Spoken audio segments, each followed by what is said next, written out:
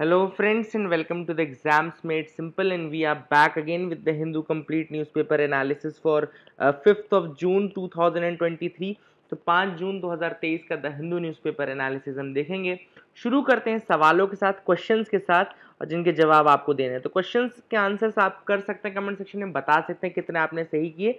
मैं आपको कुछ नया ही सीखने को मिलेगा इसमें, और ये आपको बिल्कुल प्रैक्टिस के लिए है, ठीक है ना। आपसे छोटी सी रिक्वेस्ट रहेगी कि लाइक ज़रूर करिए। आप लोग लाइक पता नहीं क्यों नहीं करते हैं। लाइक करेंगे तो पता नहीं क्या हो जाएगा आपका। और please do like the video अगर आपको कंटेंट अच्छा लगता है। तो स्टार्ट करते हैं। सबसे पहला सवाल है, it is which of the following statements are correct regarding the Gini coefficient. तो गिनी कोफिशिएंट के रिगार्डिंग स्टेटमेंट में पहला कह रहा है, it is a measure of the distribution of income across a population, it ranges from 0 to 1। दूसरा कह रहा है, it is usually defined mathematically based on the Laffer curve which plots the proportion of total income of the population. आपको बताना है कौन से statements इनमें से सही हैं, one only, two only, both या none. Which of the following statements are correct. आप लोग आंसर अटेम्प्ट कर सकते हैं। The correct answer for this is one only. केवल पहला स्टेटमेंट सही है कि it is the measure of the income distribution across population and ranges from 0 to 1। अब इसमें सेकंड वाले स्टेटमेंट में क्या गलती कि ये लैफर कर्व पे बेस्ड नहीं रहता, ये बेस्ड रहता है लॉरेंट्ज कर्व पे। याद रखिए, तो ये किस पे बेस्ड रहता है, ये this is based upon the Lorentz curve, ठीक है ना। तो लॉरेंट्ज कर्व है, उस पे बेस्ड रहता है, ना कि लैफर कर्व में। तो that is the incorrect one. थोड़ा सा मैं आपको थोड़ा सा एक नॉलेज अपग्रेडेशन और दे दूं कि लैफर कर्व और लॉरेंज कर्व क्या होता है। तो जैसे कि आप स्क्रीन में देख पा रहे हैं, this is your Lorenz curve, है ना। पहला वाला जो आपको है, तो ये लॉरेंज कर्व है। तो जैसे कि आप देखिए, यहाँ आपको दिखेगा line of equality, Lorenz curve है। यहाँ पे cumulative share of people from lowest to highest income. तो हाईएस्ट इनकम से लोएस्ट इनकम तक, या लोएस्ट इनकम से हाईएस्ट इनकम तक लोगों का देखो अरेंजमेंट है, और कितना इनकम किसके पास है। तो ये this is your Lorenz curve, है ना। This is not the Laffer curve. Laffer curve ये होता है, लैफर कर्व क्या होता है बेसिकली, टैक्स रेवेन्यू और टैक्स रेट का होता है कि कितने टैक्स रेट पे गवर्नमेंट के पास कितना रेवेन्यू आ रहा है। तो ये कहता है कि देखो क्या था, जैसे जैसे आप टैक्स रेट बढ़ाते हो तो एक लिमिट तक तो आपका जो रेवेन्यू कलेक्शन है वो बढ़ता है, ठीक है ना। लेकिन अब इसके बाद अगर आप फर्दर टैक्स रेट बढ़ाओगे ना, तो लोग अब इवेड करना शुरू कर देंगे, क्योंकि दे नहीं पाएंगे टैक्स। तो अब आपका फिर टैक्स रेवेन्यू जो है वो घटने लगेगा। तो ये है लैफर कर्व, ठीक है ना। तो I hope you got clarity regarding the two. आगे मूव करते हैं, देखते हैं दूसरा सवाल क्या है। Consider the following statements regarding the World Health Assembly. World Health Assembly के रिगार्डिंग स्टेटमेंट्स है। पहला कह रहा है, it is the apex decision making body of the World Health Organization. दूसरा कह रहा है, the Health Assembly is held biannually in Geneva, Switzerland. तो आपको बताना है कौन से स्टेटमेंट्स करेक्ट हैं। The correct answer for this मैं आपको बताता हूँ। The correct answer is again one only. Second गलत क्यों, क्योंकि बाइनली नहीं होता, एनुअली होता है ये। और the first statement is correct as of now, ठीक है। तो इसको आप याद रखिएगा। अगला सवाल है, नॉर्थ साउथ ट्रांसपोर्ट कॉरिडोर। याद रखिएगा, north south transport corridor sometimes seen in news is connecting which of the following seas. कौन से सीज को कनेक्ट करता है नॉर्थ साउथ ट्रांसपोर्ट कॉरिडोर। तो देखो करेक्ट आंसर इसका अभी आसान है।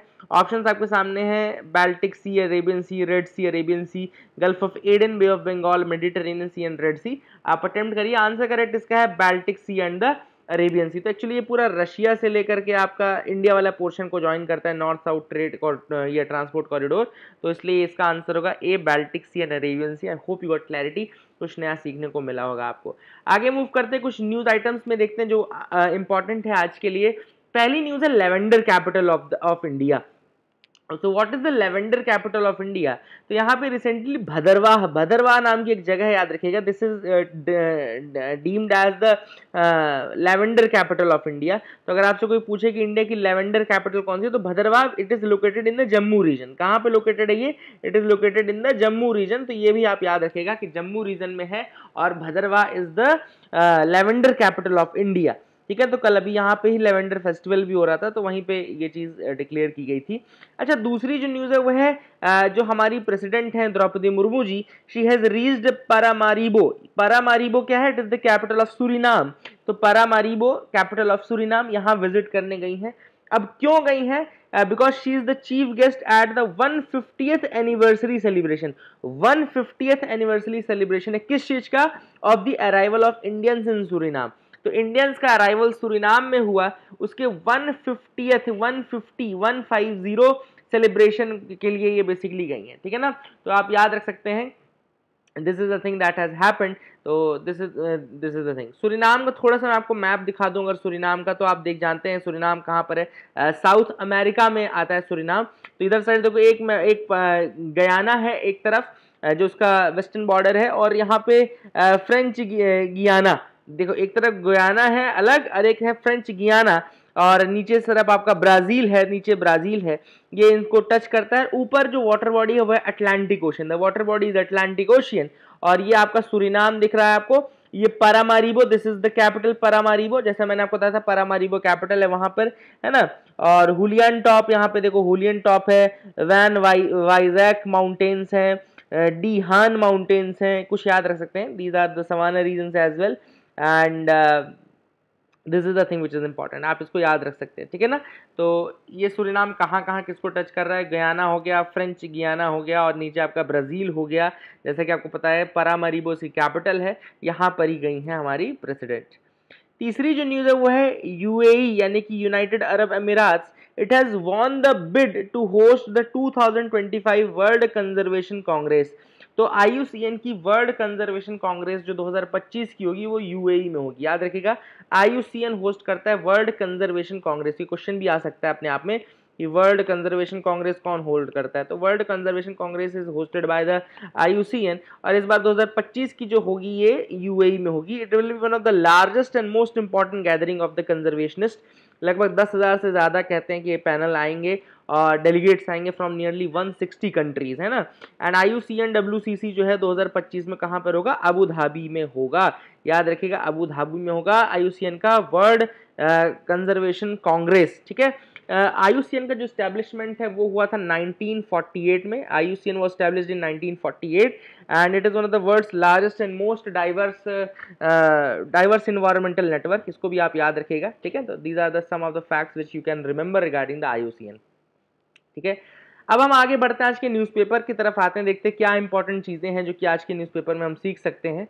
तो पहला तो है कि railway board alleges signalling interference, तो जो सबसे बड़ा जो कॉज अभी तक समझ में आ रहा है जो बालासोर का ये पूरा अनफॉर्चुनेट इंसिडेंट हुआ, उसमें सबसे बड़ा जो इशू आ रहा है वो कह रहे हैं सिग्नलिंग इंटरफेरेंस का सबसे बड़ा इशू आ रहा है, that is the major issue which was there, और इसके लिए उन्होंने कहा है कि सीबीआई की प्रोब जरूरी है कि कहाँ पे क्या कैसे हुआ, and this is now the thing, and एक कमिटी भी बना दी गई है, the committee has also been formed under this, जो कि ये डिटरमाइन करेगी किस तरीके से वो 6 महीने के अंदर इनको रिपोर्ट भी देनी है रिगार्डिंग दिस, है ना। तो all this things are there, and ये सिग्नल इसके लिए सीबीआई की प्रोब जरूर मांग रहा है, रेलवे बोर्ड मांग रहा है, कह रहा है सीबीआई की प्रोब करवा दो तो हमको समझ में आ जाए, ठीक है। फ्रंट पेज में और ज़्यादा न्यूज़ नहीं है, थोड़ा अपन लास्ट से बढ़ते हैं, है ना, फिर एडिटोरियल तक आएंगे तो ज़्यादा बेटर आपको चीज़ें मिलेंगी, है ना। तो let's go into the last pages first. सबसे पहले how genome sequence tracked down N ancient disease, आप किस तरीके से जीनोम सीक्वेंसिंग से आप एक एंशिएंट डिसीज को ट्रैक कर सकते हैं। अब सबसे पहले यहाँ पे दो डिसीज के बारे में आए, एक है द ब्लैक डेथ, आप सबको बता दूं the black death, this is the thing, इसको ग्रेट प्लेग भी कहा जाता है, the great plague, the black death is also known as the great plague, and it was the 14th century में हुआ था, one of the deadliest epidemics in human history, पूरे human history का one of the deadliest epidemic था, and it is one of the examples of the profound influence infectious disease outbreaks that can have on society, economy and culture. ये बताता है किस तरीके से disease पूरी सोसाइटी, इकोनॉमी और कल्चर को इम्पैक्ट कर सकती है। And black death is believed to have killed more than 25 million people in Europe and possibly up to 40 to 50% of population in some of the continents, मतलब लगभग 40 से 50% population साफ कर दी थी इस समय उसने कुछ कॉन्टिनेंट्स की, तो और लगभग 25 मिलियन लोग यूरोप में अकेले मारे गए थे, तो ये ब्लैक डेथ का इन्फ्लुएंस था। अच्छा, ब्लैक डेथ होता कैसे, it is caused by the bacterium called Yersinia pestis, याद रखेगा ये कैसे होता है, because of a bacteria known as Yersinia pestis, and it infects mammals, and this bacterium's discovery has been attributed separately to Alexander Yersin, a Swiss French physician, याद रखिएगा Swiss physician है जिसका नाम है ये अलेक्जेंड्रे यारसीन, और इसीलिए इसको यारसीनिया पेस्टिस कहा जाता है ब्लैक डेथ के बैक्टीरिया को। बैक्टीरियल डिसीज है, वायरल डिसीज नहीं है, ये इंपॉर्टेंट दिमाग में रखना। अच्छा, प्लेग की वैक्सीन जो डेवलप की गई थी वो वाल्डेमार हैफ्किन ने डेवलप की थी, वाल्डेमार हैफ्किने ने डेवलप की थी 1897 में, एंड ये भी आप याद रख सकते हैं, and this is again a fact which you can remember, बाकी ज़्यादा चीज़ें तो इसमें है नहीं, मेन यही है। अब जो दूसरी इसमें चीज़ अपन इंपॉर्टेंट समझने वाले हैं वो है ये डीप जीनोम सीक्वेंसिंग, यानी कि डीप सीक्वेंसिंग क्या होता है या डीप जीनोम सीक्वेंसिंग क्या होता है। तो क्या होता है, देखो अपन ने जीनोम सीक्वेंसिंग तो जानते ही है कि जीनोम सीक्वेंसिंग में क्या होता है कि अलग अलग जीन्स को स्टडी किया जाता है ना। तो डीप सीक्वेंसिंग क्या होता है, देखो यहाँ पे लिखा हुआ है, जैसे कि आप देख पा रहे हैं, इट इज रिटन हेयर, यहाँ पे आपको दिख रहा होगा, this is the part, deep sequencing involve sequencing the genomic material multiple times to retrieve even the smallest details, है ना। तो अगर आपको बिल्कुल सबसे छोटी डिटेल चाहिए तो आप क्या करेंगे, मल्टीपल टाइम्स उसके जीनोमिक मटेरियल को स्टडी करेंगे। You will study the genomic material multiple time, ताकि आपको सबसे छोटी इंफॉर्मेशन में मिल जाए, और इसी के लिए इसको बोलते हैं डीप सीक्वेंसिंग। तो अगर आपसे कोई पूछे कि डीप सीक्वेंसिंग क्या है, तो उसमें हड़बड़ाइएगा नहीं। Deep sequencing is nothing but sequencing the genomic material again and again, sequencing the genomic material again and again. तो यहीं पे इसको स्टडी किया गया। अब आगे की स्टडी आपके लिए काम की नहीं है इतनी, लेकिन ये इंपॉर्टेंट था। अगला है देखो evapotranspiration, first part of a cycle. अब यहाँ पे देखो इवेपोट्रांसपिरेशन टर्म है, इसको एक्सप्लेन किया गया है। देखो इवेपोट्रांसपिरेशन जब आप टर्म पढ़ेंगे, इसमें दो टर्म है, अपने आप में ये दो टर्म है, एक है इवेपोरेशन और दूसरा है ट्रांसपिरेशन। इवेपोरेशन का मतलब होता है किस तरीके से पानी इवेपोरेट होता है, वेपर में कन्वर्ट होता है और जाता है, और ट्रांसपिरेशन मतलब कि ट्रीज और प्लांट्स जो है वो कैसे पानी लूज करते हैं। तो जैसे आपने हाइड्रोलॉजिकल साइकिल पढ़ी होगी, वाटर साइकिल आपने पढ़ा होगा, वाटर साइकिल मैंने आप कई बार पढ़ाया भी है आपको, और जब आप नॉर्मल बायोजियो केमिकल साइकिल्स पढ़ते हैं तो उसमें आपको हाइड्रोलॉजिकल साइकिल एक पढ़नी ही पड़ती है ना उसके पहले। तो हाइड्रोलॉजिकल साइकिल में क्या होता है कि एक तो पानी पहले ऊपर जाता है और फिर प्रेसिपिटेशन के फॉर्म में नीचे आता है, वेपर के फॉर्म में ऊपर जाता है, प्रेसिपिटेशन के फॉर्म में नीचे आता है। तो जो लूज हो रहा है ये वेपर के फॉर्म में या इस तरह के फॉर्म में, तो ये तो वाटर बॉडीज से भी लूज हो रहा है ना, ये अलग अलग टैंकर से भी लूज हो रहा है, ये आपका सॉइल से भी लूज हो रहा है, सॉइल के मॉइस्चर भी जा रहा है, और ये आपका प्लांट्स के माध्यम से भी लूज हो रहा है। इसलिए जब आप सुबह सुबह देखेंगे तो प्लांट्स के पत्तों में आपको पानी दिखते हैं, पानी के कणे दिखते हैं ना। तो that is actually evaporation plus condensation. The reason for that is, है ना, टेम्परेचर कम रहता है तो कंडेंसेट होकर ड्रॉपलेट्स में कन्वर्ट हो जाता है, अदरवाइज वो कन्वर्ट हो जाता है वेपर में। तो evapotranspiration is nothing but evaporation and transpiration. और ये जो टर्म है इसको एक्सप्लेन किया गया था थॉर्नवाइट के द्वारा, इसलिए अगर आपने ज्योग्राफी कहीं पढ़ा हो तो उसमें आपको एक थॉर्नवाइट का क्लासिफिकेशन भी मिलता है जियोग्राफी में, और उसमें थॉर्नवाइट के क्लासिफिकेशन में पोटेंशियल इवेपोट्रांसपिरेशन यानी पी के माध्यम से ही एक्सप्लेन किया है कि कहाँ पे किस रीजन में कैसा टेम्परेचर एटमॉस्फेयर होगा, पोटेंशियल इवेपोट्रांसपिरेशन बोलते हैं उसको, ठीक है ना। तो उसके बेसिस पे बताया। तो I hope you got clarity regarding these two, आपको समझ में आ गया होगा। आगे मूव करते हैं, देखते हैं और क्या इंपॉर्टेंट न्यूज आर्टिकल है where we can learn something about the things. तो यहाँ पे है नाटो के चीफ ने अर्ज किया है टर्की को कि भैया स्वीडन की बिड को रोके ना।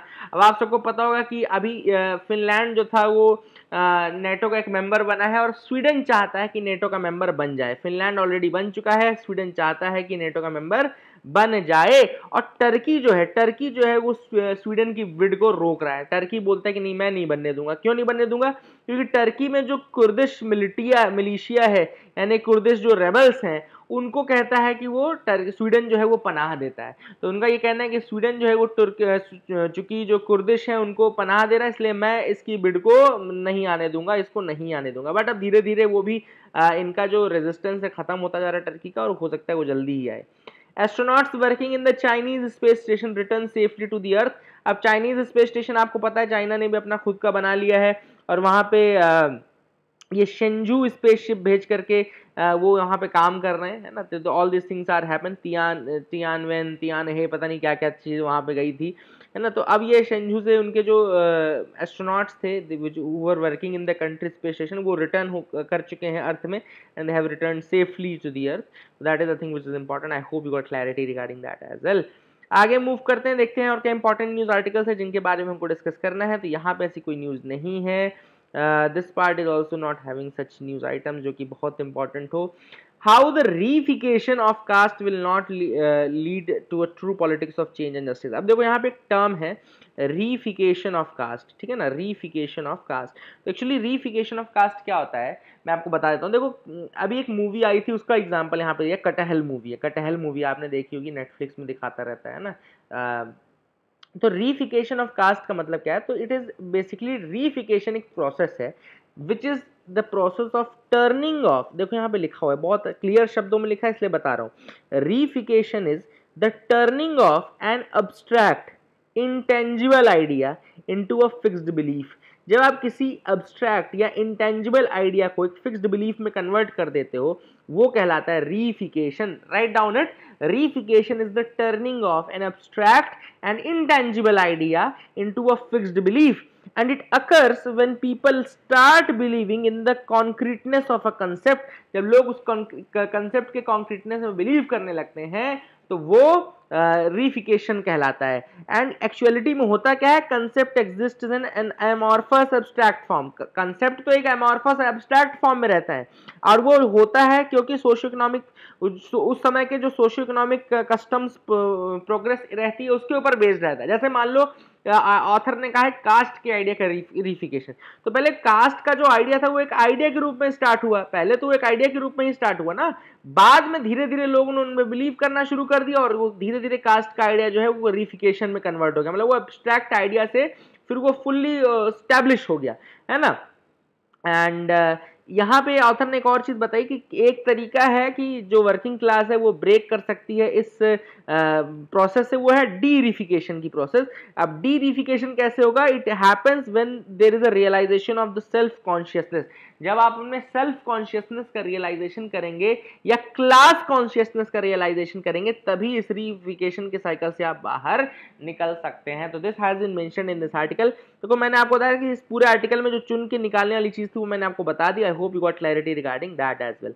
अब कवच सिस्टम क्या है, मैंने कवच ऑलरेडी आपको बता दिया है। इट इज इंडिजिनसली डेवलप्ड, याद रखिएगा, indigenously developed automatic train protection system, automatic train protection system by the research designs and standards organisation RDSO in collaboration with Indian industry. तो research design and standard organisation ने Indian industry के साथ collaborate करके Kavach system बनाया था, which is indigenously developed automatic train protection system, याद रखिएगा। And trials were facilitated by the South Central Railways to achieve safety in train operations across Indian Railways. And it is state-of-the-art electronic system with safety integrity level 4 standards. तो काफ़ी important system है, हालांकि पूरे India में भी ये कवच system नहीं फंक्शनल है ना। स्टार्ट ज़रूर हुआ है इसका ट्रायल, साउथ में बहुत ज़्यादा ये काम कर रहा है, बट अभी भी पूरी ट्रेनों में नहीं है। एंड कवच बेसिकली फेज्ड मैनर में लिया जा रहा है अलग अलग जगहों पे। And the south central railway zone is the Pioneer in the implementation of the कवच TACS सिस्टम। अब TACS क्या होता है, ये भी टर्म एक लिख लेना आप लोग। TACS is the traffic collision avoidance system, TCAS traffic collision avoidance system. तो याद रखिएगा इसमें ट्रैफिक कोलिजन अवॉइडेंस सिस्टम लगा होता है, और किसने बनाया मैंने आपको ये भी बता दिया। I hope you got clarity.